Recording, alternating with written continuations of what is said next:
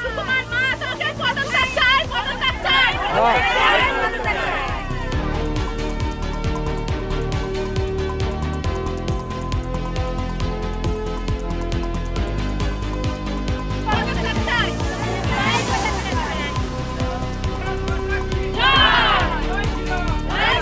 এই জায়গায় যে ভাঙচুর লুটপাট বিঘাকে বিঘা জমি লুটপাট করেছে এখনো তাদের কেন ধরা হয়নি? আমরা তার জন্য এখানে বিক্ষোভ করতে এসেছি। কেননা এটা হবে কেন? আমাদের ঘরে ঘরে নল দিয়েছে কিন্তু জলের কোনো ব্যবস্থা নেই। আর আমরা এখানে বাচ্চা কাচ্চা নিয়ে আমরা সাগর স্কুল সামনে আছে, যার কারণে এখান থেকে পারাপার হতে পারে না। বৃষ্টি হলে আমাদের জীবনের ঝুঁকি না যাতায়াত করতে হয়। কেন এই সাঁকোটা এখানে মেরামত করা হয় না?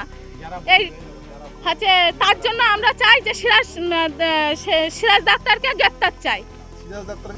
ওই তো হচ্ছে আমাদের মা বোনেদের সম্মান নিয়ে লুটপাট খেলা, বিঘাকে বিঘা জমি নিয়ে হচ্ছে কেড়ে নেওয়া, আমাদের ঘর বাড়ি লুটপাট করা, ঘরের যাবতীয় জিনিস সব কিছু ভাঙচুর করে তছনছ করে দেওয়া, এর জন্য আমরা ওকে গ্রেপ্তার চাই।